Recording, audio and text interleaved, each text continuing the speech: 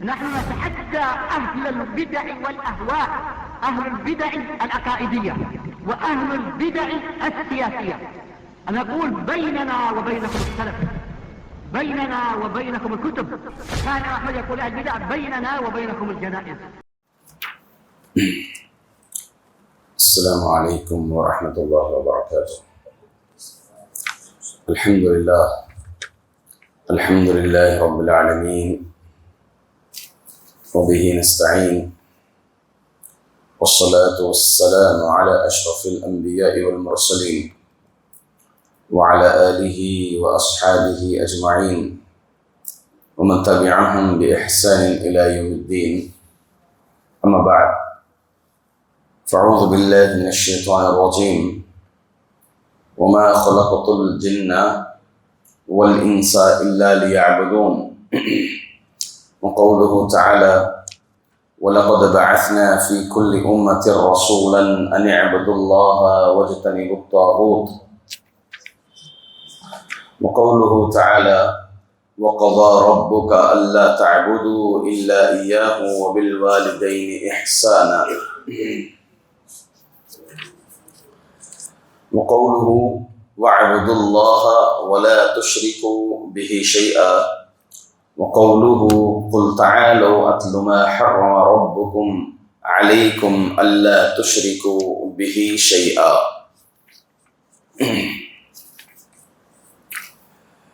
معزز حاضرین،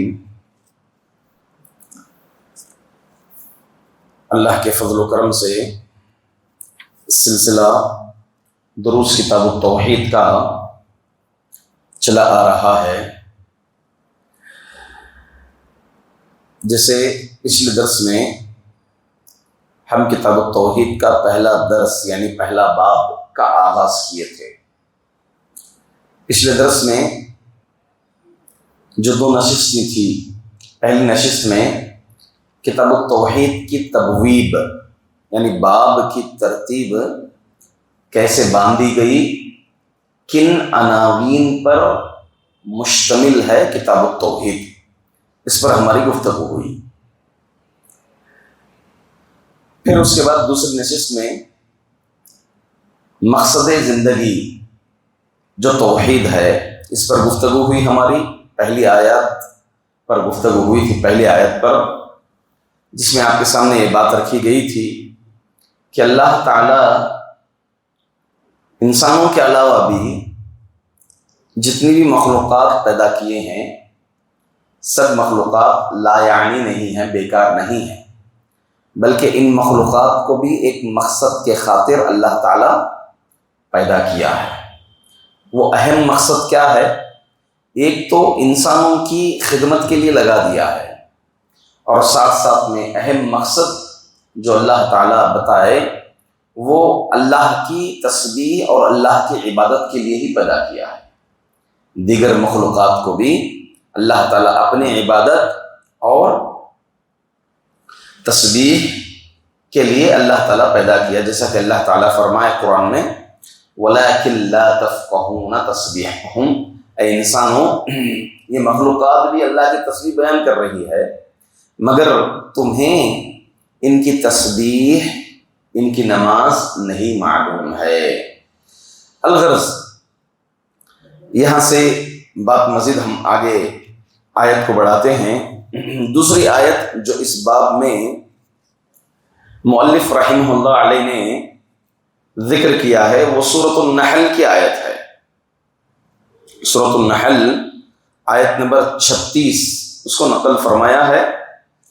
فرماتے ہیں اللہ رب العزت فرمایا: وَلَقَدْ بَعَثْنَا فِي كُلِّ أُمَّةٍ رَسُولًا أَنِ اعْبُدُوا اللَّهَ وَاجْتَنِبُوا الطَّاغُوتَ. اور ہم نے بھیجا ہر ایک امت میں رسول کو. أَنِ اعْبُدُوا اللَّهَ کس لیے بھیجا؟ تاکہ تمہیں وہ اللہ کا حکم دے اور تمہیں طاغوت سے منع فرمائیں.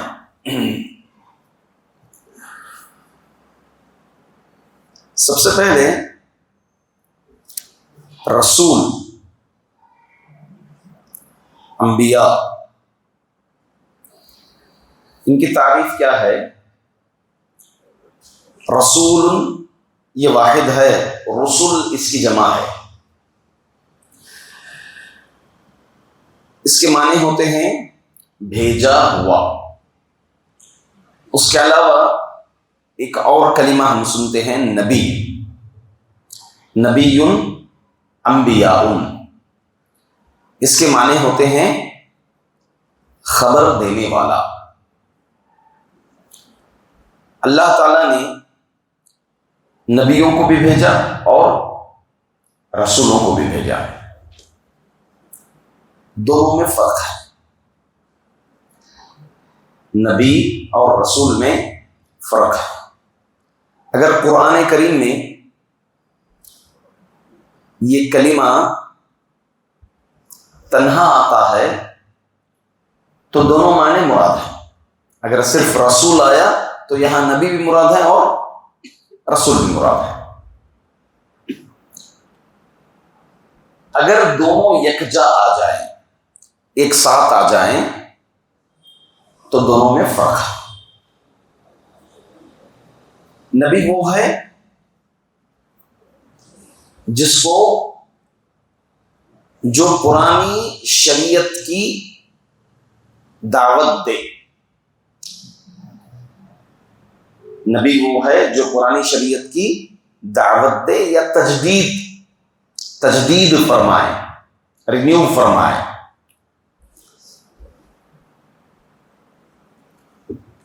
اور رسول وہ ہے جس کو نئی شریعت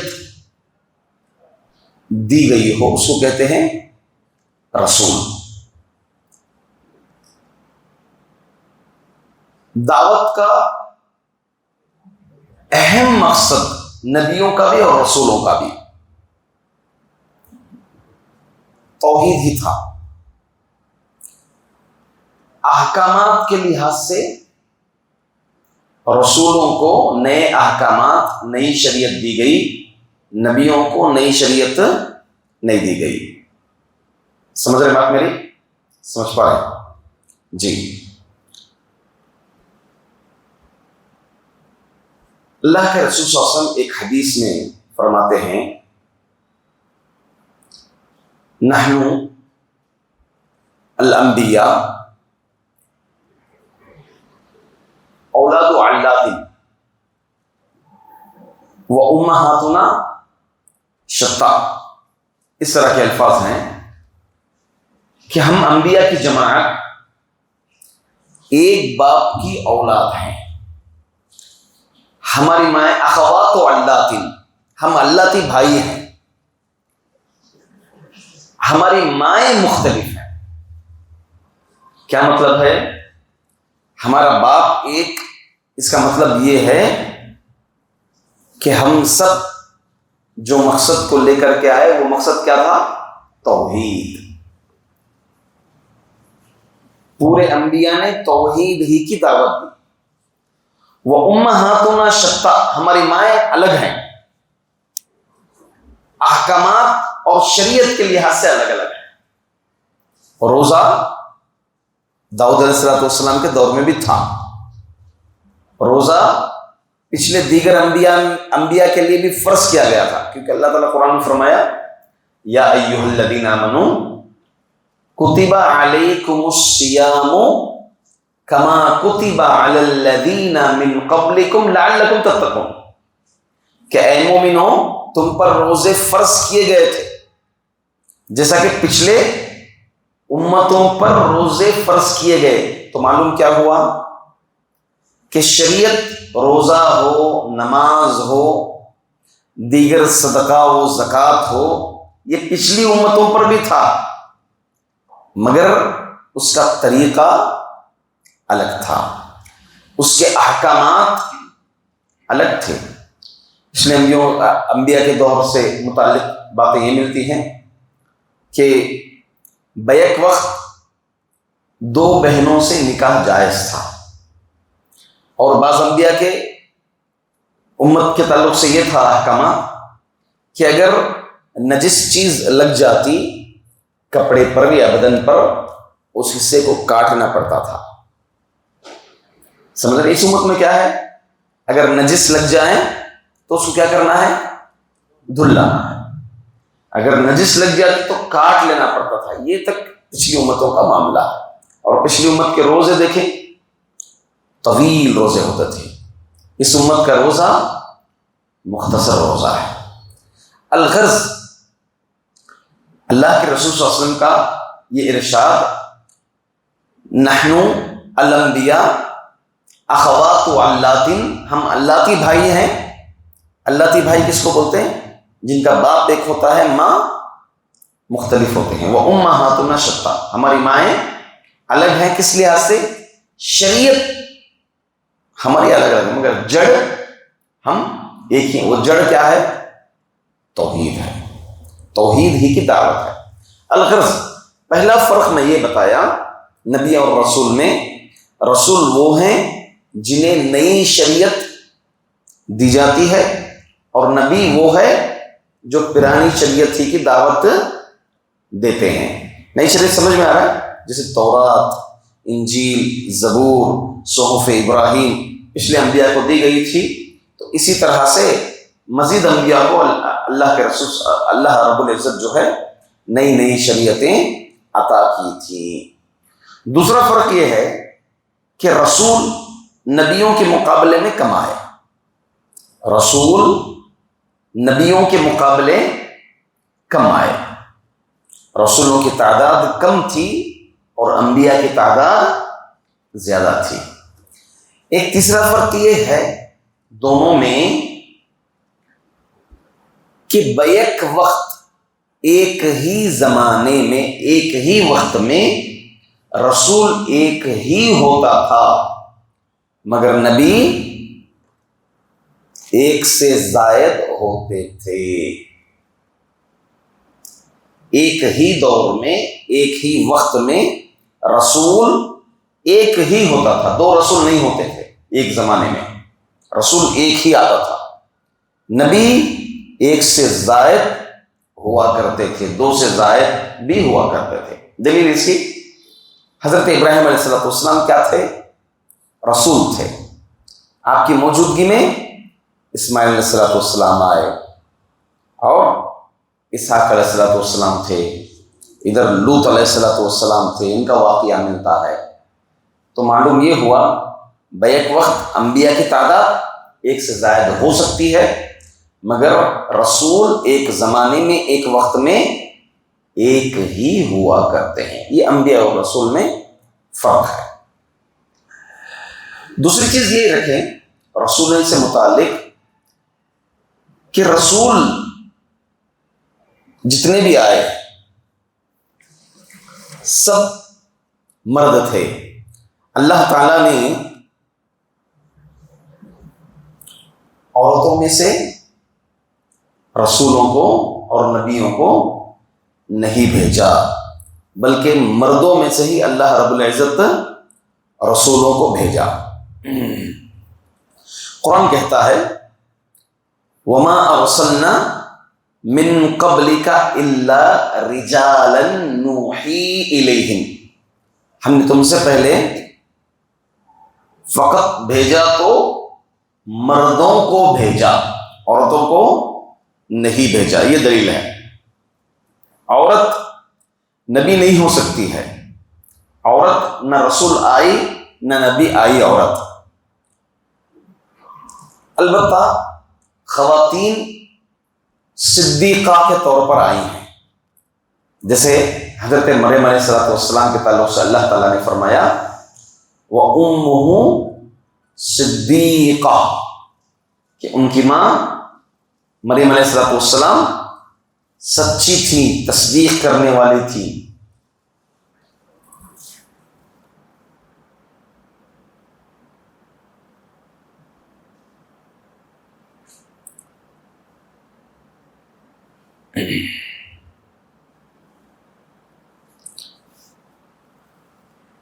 مزید یہ کہ اللہ تعالیٰ نے جو بھی رسول اور نبی کو بھیجا ایک تو مرد ہی تھے، اور دوسری بات یہ ہے کہ انسانوں میں سے ہی بھیجا، جنوں میں سے اللہ تعالیٰ نے نبی اور رسول کو نہیں بھیجا. جیسا کہ اللہ رب العزت قرآن میں فرماتے ہیں، اب وہ طویل واقعہ ہے، سورۃ الاحقاف کے اندر قرآن کریم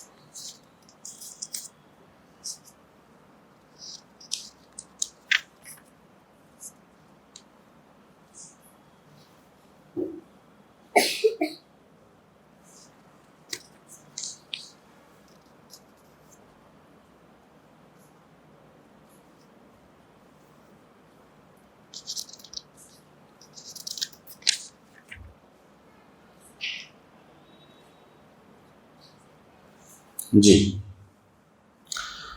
وَإِذْ صَرَفْنَا إِلَيْكَ نَفَرًا مِنَ الْجِنِّ يَسْتَمِعُونَ الْقُرْآنَ فَلَمَّا حَضَرُوهُ قَالُوا أَنصِتُوا فَلَمَّا قُضِيَ وَلَّوْا إِلَىٰ قَوْمِهِمْ مُنذِرِينَ قَالُوا يَا قَوْمَنَا إِنَّا سَمِعْنَا كِتَابًا أُنزِلَ مِن بَعْدِ مُوسَىٰ مُصَدِّقًا لِمَا بَيْنَ يَدَيْهِ يَهْدِي إِلَى الْحَقِّ وَإِلَىٰ طَرِيقٍ مُسْتَقِيمٍ. سورۃ الاحقاف میں آپ کو آیت نمبر 29 سے تقریباً آیت نمبر 32 تک 4 آیتیں ہیں، جس میں جنوں کی ایک جماعت نبی اکرم صلی اللہ علیہ وسلم کا قرآن سنتے ہیں، اللہ کے رسول صلی اللہ علیہ وسلم جو قرآن پڑھ رہے تھے اس کو سنتے ہیں، اور ایک واقعہ بھی ملتا ہے، اللہ کے رسول صلی اللہ علیہ وسلم کو راتیں رات لے گئے تھے، نبی اکرم صلی اللہ علیہ وسلم سے احکامات سیکھے، تعلیم سیکھے، پھر نبی اکرم صلی اللہ علیہ وسلم کو لا کر چھوڑ دیے تھے. یہ واقعہ بھی ملتا ہے جس میں جنوں کا یہ فرمانا ہے، یا قومنا، جن علم سیکھنے کے بعد، تعلیم حاصل کرنے کے بعد اپنی قوم کے پاس جا رہے ہیں اور یہ فرما رہے ہیں، یا قومنا انا سمعنا کتابا، اے ہماری قوم، ہم نے ایک ایسی کتاب سنی ہے، انزل من بعد موسیٰ، جو موسیٰ کے بعد نازل کی گئی.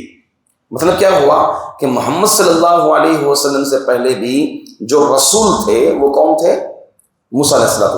حالانکہ ایک اور نقطہ اس میں یہ ہے کہ موسیٰ کے بعد عیسیٰ علیہ السلام آئے تھے، موسیٰ علیہ السلام کے بعد عیسیٰ علیہ السلام آئے تھے. یہاں پر عیسیٰ کا ذکر نہیں ہوا، موسیٰ کا ذکر ڈائریکٹ ہوا، کیونکہ گرچہ عیسیٰ علیہ السلام کو جو ہے کتاب نازل کی گئی تھی، مگر احکامات میں عیسیٰ علیہ السلام، موسیٰ علیہ السلام تورات ہی کے تابع تھے احکامات میں.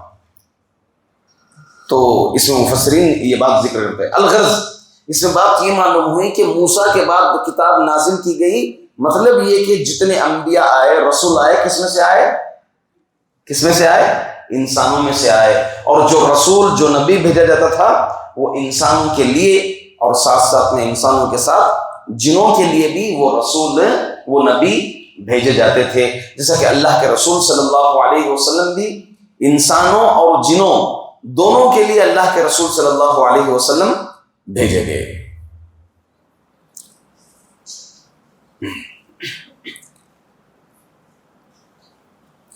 اسی طرح انبیاء اور رسول کے سلسلے میں ایک اور اہم مسئلہ یہ ہے، وہ ان کی تعداد کا مسئلہ ہے کہ انبیاء اور رسولوں کی تعداد کتنی تھی. کتنے انبیاء آئے، کتنے رسول آئے، کس کو معلوم ہے؟ 1,00,000 جی 1,24,000. حدیث ضعیف ہے. حدیث کیا ہے؟ یہ ضعیف ہے. صحیح معنی میں بات یہ ہے کہ انبیاء کی تعداد اللہ اعلم بالصواب، اللہ کے علاوہ کوئی نہیں جانتے.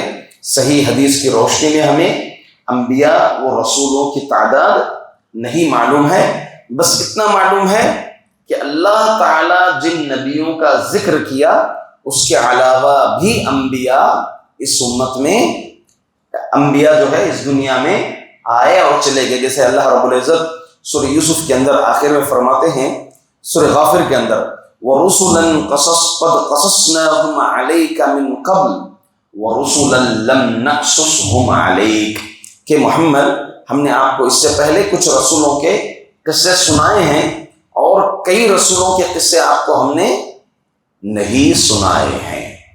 کئی رسولوں کے قصے ہم نے آپ کو نہیں سنائے ہیں. اس سے معلوم ہوا کہ انبیاء، جن انبیاء کا ذکر قرآن میں یا حدیث میں کچھ جگہوں پر ہے، اس کے علاوہ بھی انبیاء مزید آئے. ان کی کوانٹٹی کے تعلق سے ایک حدیث ہے، علماء نے اس حدیث کو غریب جدہ کہا گیا، یعنی یہ موضوع کے درجے کے قریب تک بھی کئی علماء محدثین نے اس حدیث کو پہنچائے. 1,24,000 والی حدیث صحیح نہیں ہے. بات ہم اتنی کہیں گے کہ انبیاء کی تعداد اللہ کے علم میں ہی ہے، اللہ رب العزت ہی بہتر جانتے ہیں. ہاں البتہ قرآن کریم میں 25 نبیوں کا ذکر ہمیں ملتا ہے. کس میں ملتا ہے؟ سورۃ الانعام آیت نمبر 82 اور 83. ان دو آیتوں کو ہم اگر اٹھائیں گے تو اس میں ہمیں تقریباً 18 نبیوں کا ذکر ملتا ہے. اللہ فرماتے ہیں وَتِلْكَ حُجَّتُنَا آتَيْنَاهَا إِبْرَاهِيمَ عَلَىٰ قَوْمِهِ. چلیے اس سے ہٹ کر کے 25 نبیوں کا نام جو گنائیں گے انشاءاللہ انہیں انعام دیا جائے گا. آپ گنائیں گے؟ گنتے چلیے بھائی. جی ایک حدیث میں 313 ایک حدیث میں رسول کے سلسلے میں بھی آتا ہے کہ رسولوں کی تعداد 313 ہے اور نبیوں کی تعداد اس کے علاوہ 1,24,000 میں سے اگر کم کر لیں تو بقیہ یہ روایت ہے. بول کر آپ نبیوں کا نام گناتے بولے ہاتھ اٹھائے تھے. اچھا یہ سوال کیا، ٹھیک ہے میں مزید بتاتا ہوں. کوئی ہیں جو 25 نبیوں کا نام لیں؟ کوشش کریں گے. کوشش کامیاب ہو گئی تو انعام ملے گا، کوشش کامیاب نہیں ہو تو آپ انعام دیں گے. جائز نہیں ہے. جی بولیے. آدم علیہ السلام، آدم علیہ السلام، جی نوح علیہ السلام، نوح علیہ السلام، ادریس علیہ السلام، یعقوب علیہ السلام، یعقوب علیہ السلام، داؤد علیہ السلام. جو نام ڈبل آئے گا آپ بول دیں گے.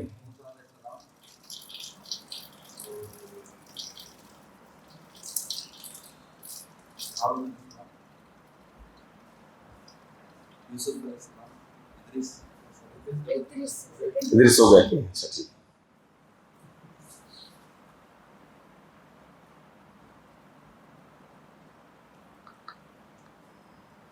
ہود علیہ السلام، ہود،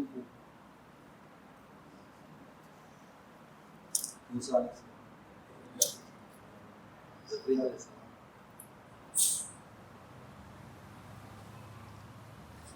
یحییٰ علیہ السلام،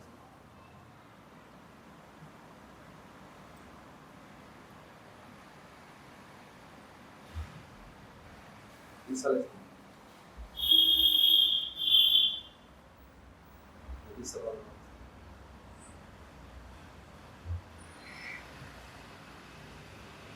13 ہو گئی تعداد.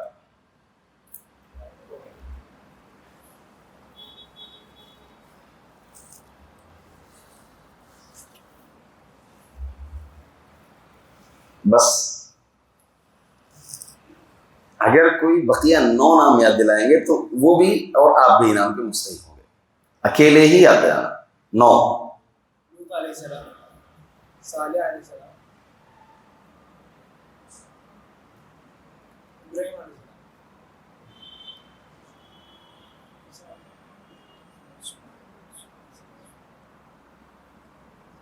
السلام، بولے تھے وہ اسماعیل علیہ السلام، اسحاق کا ذکر کیے تھے، اسماعیل کا ذکر نہیں کیا.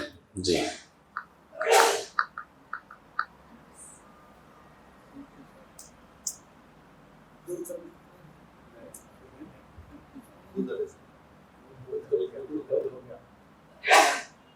آپ دونوں بول سکتے ہیں، مشکل نہیں.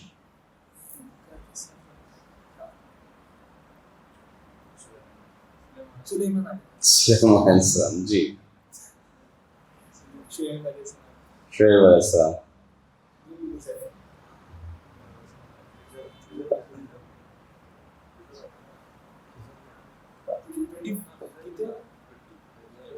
19 ہوا، 19 ہوا نہیں جی،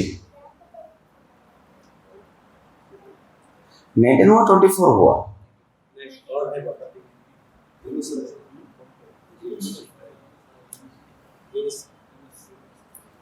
اب 20 ہوا، 5 باقی ہیں۔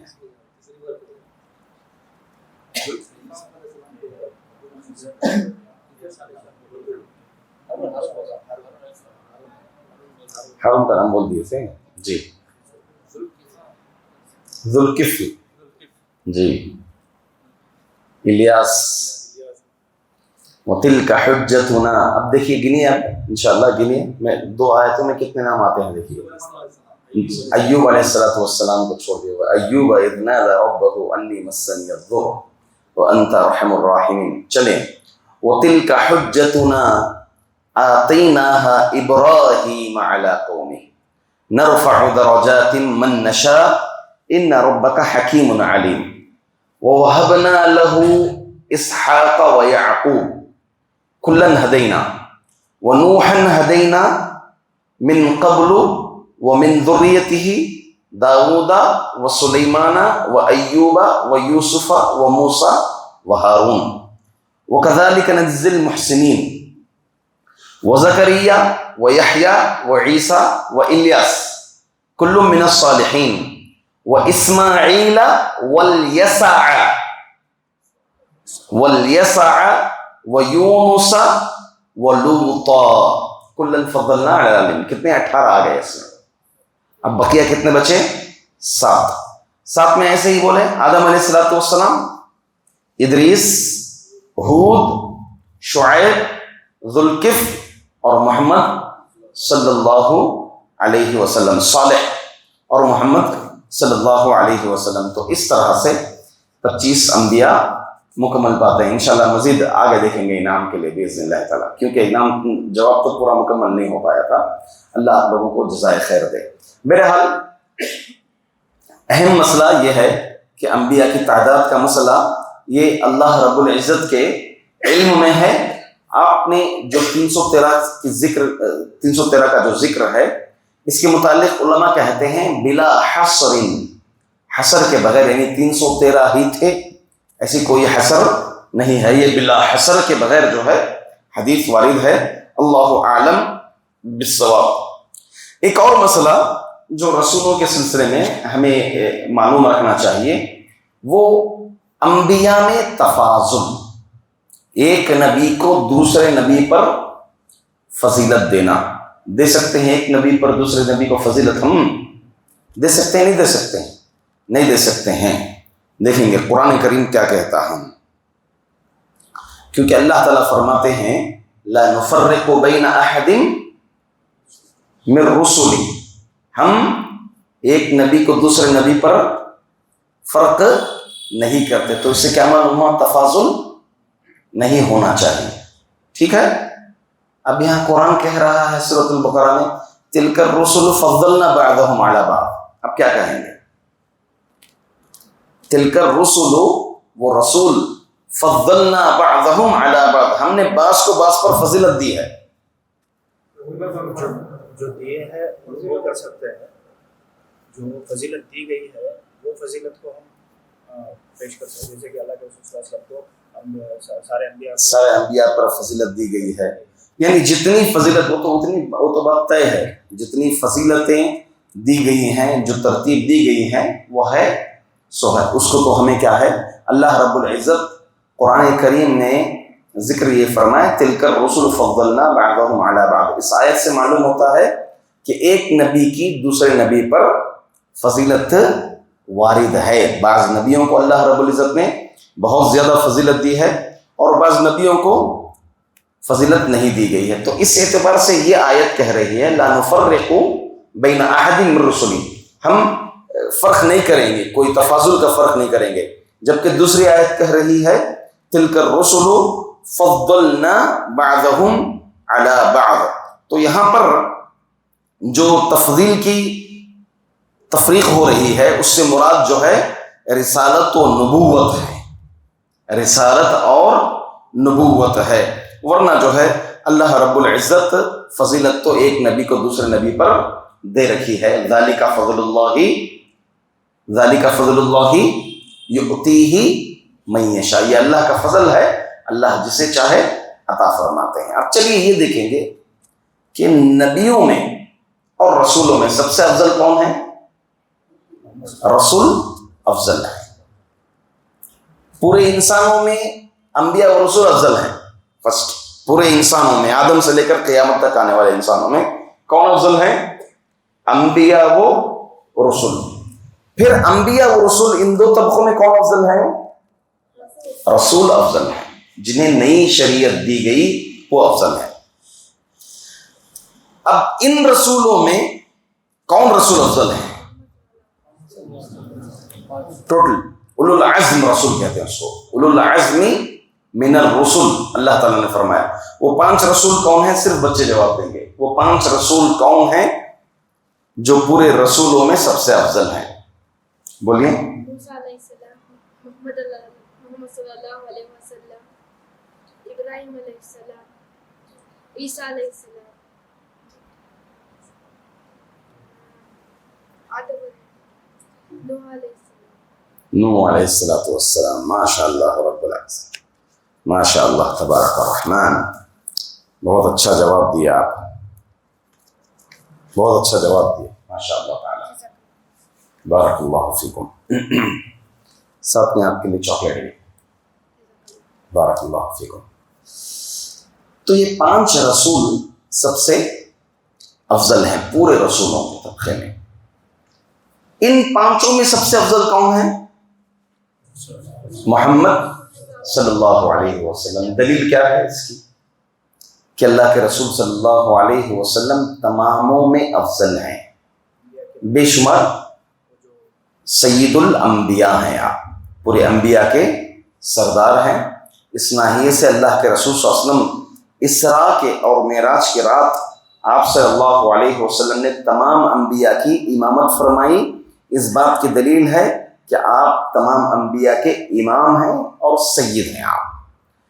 دوسری چیز، کل قیامت کے دن سفارش، شفاعت عظمیٰ جس کو کہتے ہیں، بڑی سفارش نبی اکرم صلی اللہ علیہ وسلم کو عطا کی جائے گی. جو اللہ کے رسول صلی اللہ علیہ وسلم سفارش کریں گے، دوسرے انبیاء کو یہ سفارش نہیں دی جائے گی. مزید یہ لواء الحمد، لواء الحمد تعریف کا جھنڈا، اللہ کی تعریف کا جھنڈا کل نبی اکرم صلی اللہ علیہ وسلم کے ہاتھ میں دیا جائے گا. قیامت کے دن اللہ کی تعریف ہوگی، اس کا جھنڈا. ہر نبی کی خواہش ہوگی، تمنا ہوگی کہ کاش یہ جھنڈا مجھے دیا جائے، مجھے دیا جائے. ہر نبی خواہش کرے گا کل قیامت کے دن اللہ رب العزت محمد صلی اللہ علیہ وسلم کے ہاتھ میں یہ جھنڈا دیا جائے گا. الغرض اسی کے ساتھ ساتھ سب سے پہلے جنت میں داخل ہونے والے محمد صلی اللہ علیہ وسلم.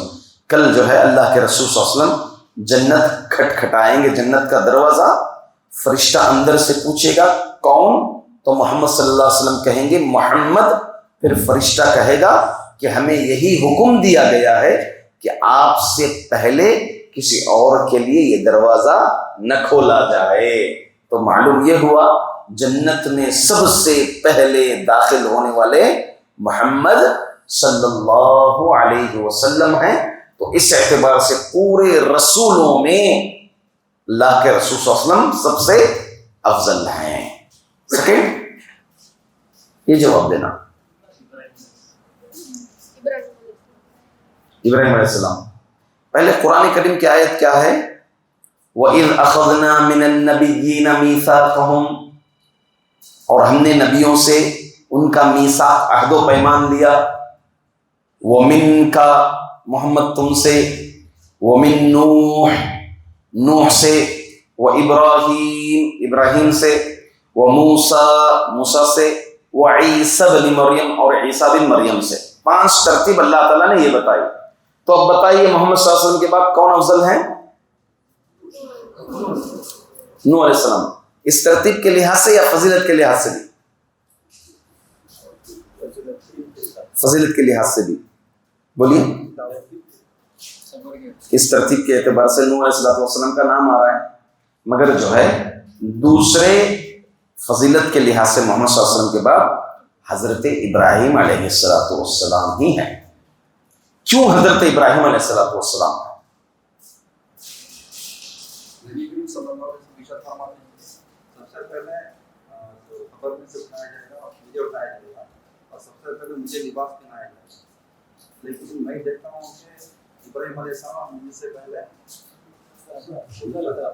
وہ عرش کے سائے پر تھامے ہوئے ہیں. وہ موسیٰ علیہ السلام کے تعلق سے بعد میں ڈالا گیا تھا تو ان کو ننھا کیا گیا، تو اسی لیے تو یہ اس وجہ کی بنا پر حضرت ابراہیم علیہ السلام بول رہے ہیں اس دلیل کے روشنی سے. تو یہ دلیل اس کے علاوہ انبیاء سے دیگر چیزیں بھی ہوئی ہیں، یہ دلیل نہیں ہو سکتی. کون ہے؟ تو دیگر انبیاء بھی کرتے تھے. جی دین ابراہیم ہے تو دین موسیٰ بھی ہے، دین عیسیٰ بھی ہے. یہ جواب ہے، کیونکہ حضرت ابراہیم علیہ السلام کو خلت نصیب ہوئی تھی. کیا نصیب ہوئی تھی؟ خلت. اللہ کے رسول صلی اللہ علیہ وسلم فرماتے ہیں کہ اللہ تعالیٰ نے حضرت ابراہیم علیہ السلام کو خلیل بنایا. قرآن کریم کی آیت ہے نا شیخ خلت کے متعلق کا؟ ہاں جی کیا آیت ہے؟ فَاتَّخَذَ اللَّهُ إِبْرَاهِيمَ خَلِيلًا. اللہ نے ابراہیم کو خلیل بنایا. خلیل خلت حضرت ابراہیم علیہ السلام کو نصیب ہوئی. اس بیس پر حضرت ابراہیم علیہ السلام کیا ہوئے؟ دوسرے درجے پر آئے رسولوں میں. نمبر 3 موسیٰ علیہ السلام یا نوح علیہ السلام؟ نوح علیہ السلام. نوح علیہ السلام کیوں؟ 950 سال تبلیغ کی. آپ کیا کہیں گے؟ جی آپ کیوں بیٹا موسیٰ کیوں علیہ السلام؟ بہت پیارے سبحان اللہ بارک اللہ فیکم. حضرت ابراہیم علیہ السلام خلیل اللہ ہونے کی وجہ سے ان کو دوسرا درجہ، اور حضرت موسیٰ علیہ السلام کلیم اللہ. حضرت موسیٰ علیہ السلام کلیم اللہ اور اللہ کے رسول صلی اللہ علیہ وسلم کو یہ دونوں چیزیں نصیب ہوئی. ایک اللہ کے رسول صلی اللہ علیہ وسلم خلیل اللہ بھی ہیں اور ساتھ میں کلیم اللہ بھی ہیں. آپ نے کلام بھی کیا اور اللہ نے خلیل. اللہ نے مجھے خلیل بنایا، میں ابو بکر کو خلیل بنا رہا ہوں، اللہ کے رسول صلی اللہ علیہ وسلم نے فرمایا. تو اس اعتبار سے تیسرے درجے میں حضرت موسیٰ علیہ السلام ہیں. اللہ تعالیٰ سے انہوں نے بات کی تھی. اس کے بعد چوتھے درجے میں حضرت نوح علیہ السلام، پھر حضرت عیسیٰ بن مریم. یہ دلائل کی روشنی میں علماء اکرام ذکر کیے ہیں، اس کو میں آپ کے سامنے بات رکھا. الغرض یہ انبیاء علیہ السلام کے متعلق ہمیں جو بنیادی طور پر باتیں جاننی تھی وہ باتیں یہ تھیں، اور ساتھ میں مزید یہ بھی ہمارے علم میں آئے کہ محمد صلی اللہ علیہ وسلم نبیوں و رسولوں میں سب سے آخری محمد صلی اللہ علیہ وسلم پر یہ سلسلہ ختم ہوتا ہے. اللہ تعالیٰ فرماتے ہیں ما کان محمد ابا احد من رجالکم ولکن رسول اللہ وخاتم النبیین. محمد تمہارے کسی باپ نہیں ہیں مردوں میں سے، کیونکہ اللہ کے رسول صلی اللہ علیہ وسلم کے جتنے بھی لڑکے ہوئے تھے سب وفات پا گئے، تو لہٰذا مردوں کا یہ جو سلسلہ پوتے پڑ پوتے یہ جو نسل کا سلسلہ ہے مردوں کے لحاظ سے باقی نہیں ہے، بلکہ اللہ کے رسول صلی اللہ علیہ وسلم اللہ کے رسول اور خاتم النبیین ہیں، آخری نبی ہیں اللہ کے رسول صلی اللہ علیہ وسلم، اور اللہ کے رسول صلی اللہ علیہ وسلم پر ہی یہ سلسلہ ختم ہو جاتا ہے. مزید یہ کہ نبی کریم صلی اللہ علیہ وسلم کے آنے کے بعد، آپ کے نبی ہونے کے بعد، آپ کو قرآن دینے کے بعد جتنے بھی ادیان ہیں سب منسوخ ہیں. جتنے بھی ادیان ہیں سب منسوخ ہیں، تمام ادیان منسوخ ہیں، اور سب محمد صلی اللہ علیہ وسلم کے دین، ناسخ دین پر عمل کرنا، اس کے تابع چلنا ضروری ہے۔ یہ دین نازل ہونے کے بعد اگر کوئی دوسرے پچھلے انبیاء کی کتابوں پر، پچھلے انبیاء کے طریقے کو اگر فالو کرتے ہوئے چلتا ہے تو وہ سب کے سب جہنمی ہیں۔ اللہ کے رسول صلی اللہ علیہ وسلم ایک مرتبہ جو ہے بحث ہو رہی تھی ایک یہودی اور مسلمان کے درمیان، موسیٰ علیہ السلام کو لے کر کے ان کے فضائل وہ ذکر کر رہا تھا، اور یہاں پر اللہ کے رسول صلی اللہ علیہ وسلم مسلمان جو ہے محمد صلی اللہ علیہ وسلم کے متعلق ذکر کر رہا تھا۔ بہرحال معاملہ آیا، اللہ کے رسول صلی اللہ علیہ وسلم نے کہا، موسیٰ علیہ السلام کی فضیلت بیان کی۔ پھر ایک مرتبہ ایک اور مرتبہ کا واقعہ ہے کہ اللہ کے رسول صلی اللہ علیہ وسلم کے سامنے جو ہے تورات پڑھی جا رہی تھی، تو اللہ کے رسول صلی اللہ علیہ وسلم نے کہا کہ اگر موسیٰ بھی زندے ہوتے، موسیٰ بھی زندے اگر ہوتے تو وہ بھی میرے دین کی تابع داری کرتے تھے، ان کو بھی میرے دین پر ہی چلنا ان کے لیے بھی ضروری تھا۔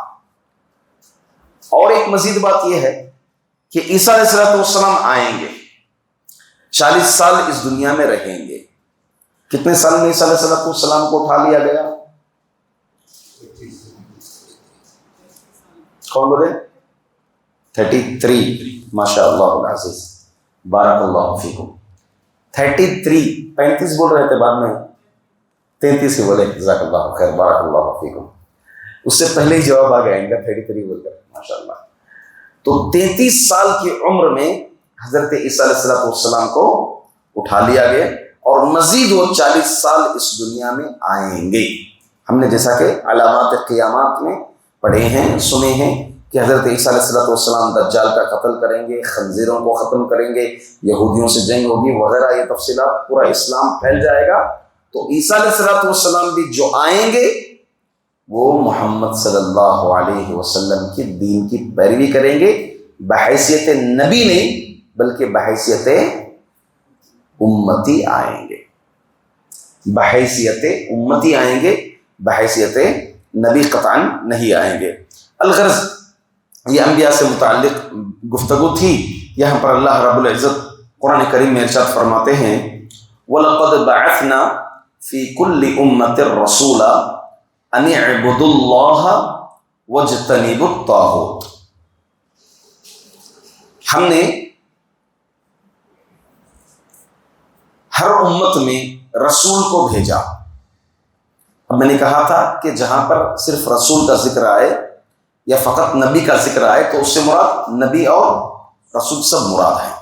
اگر دونوں کا ذکر بیک جگہ آ جائیں تو نبی اور رسول میں ہم فرق کریں گے۔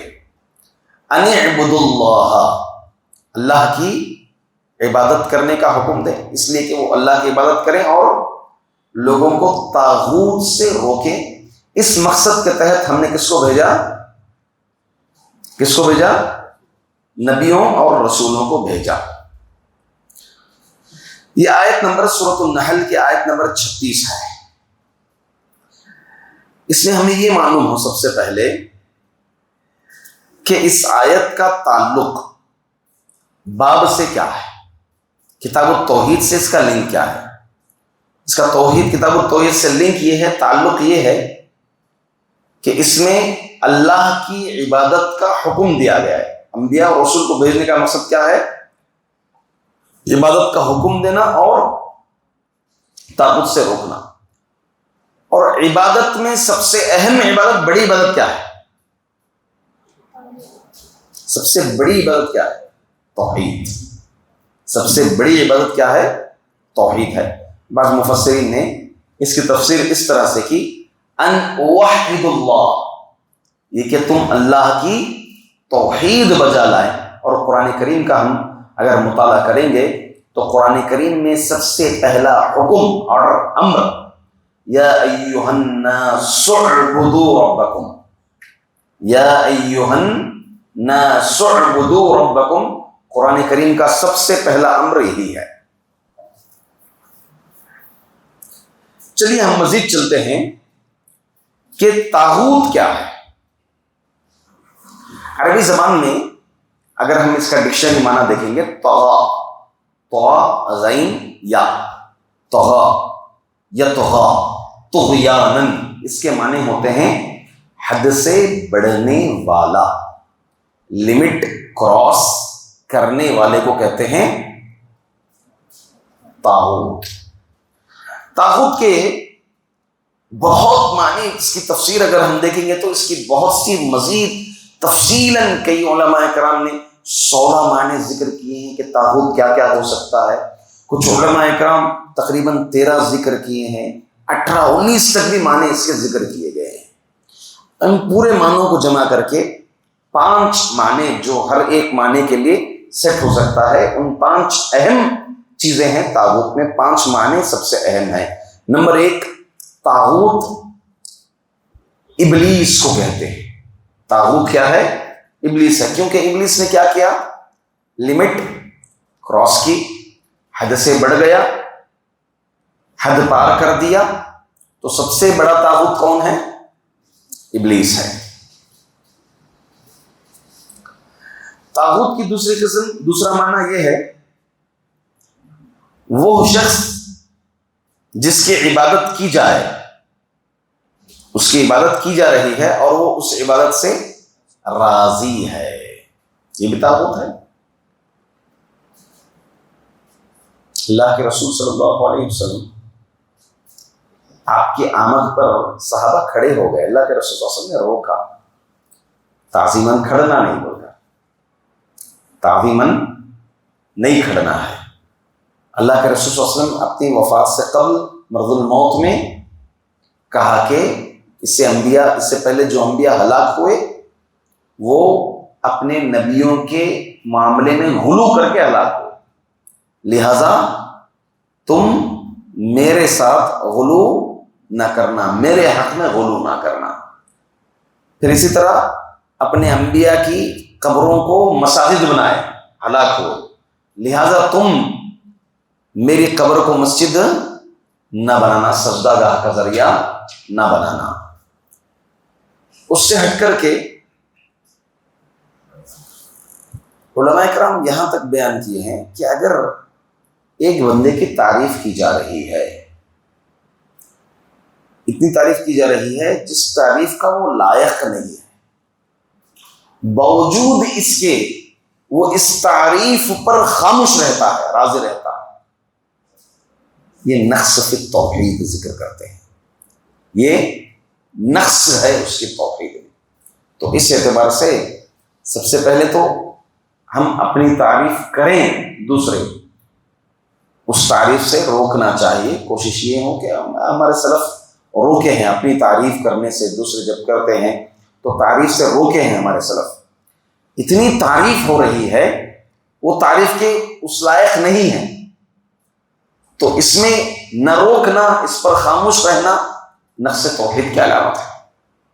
الغرض طاغوت کا دوسرا معنی ہے وہ شخص جس کی عبادت کی جا رہی ہے اور وہ اس سے راضی ہو۔ عبادت کسی بھی شکل میں، سجدہ کیا جا رہا ہے، خاموش ہے، مور لے کر بیٹھا ہے، ہلا کر بھیج رہا ہے، کوئی جھک رہا ہے تعظیماً عبادت کے تحت مور ہلا رہا ہے، ہاں، تو کوئی بھی طرح سے اگر عبادت کی خاطر اس کی عبادت کی جا رہی ہے اور وہ خاموش ہے تو یہ طاغوت ہے۔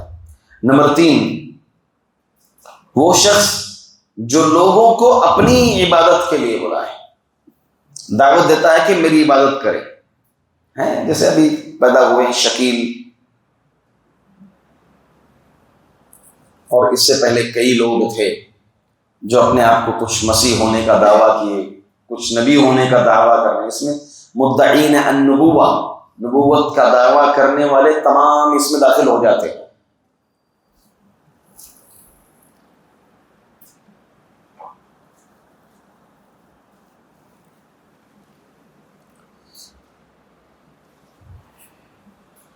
چوتھی چیز، طاغوت کا ایک معنی وہ شخص بھی داخل ہوتا ہے طاغوت میں جو علم غیب کا دعویٰ کرتا ہے، جو علم غیب کا دعویٰ کرتا ہے وہ خود بھی اس میں داخل ہو جاتا ہے۔ اللہ کے علاوہ کوئی علم غیب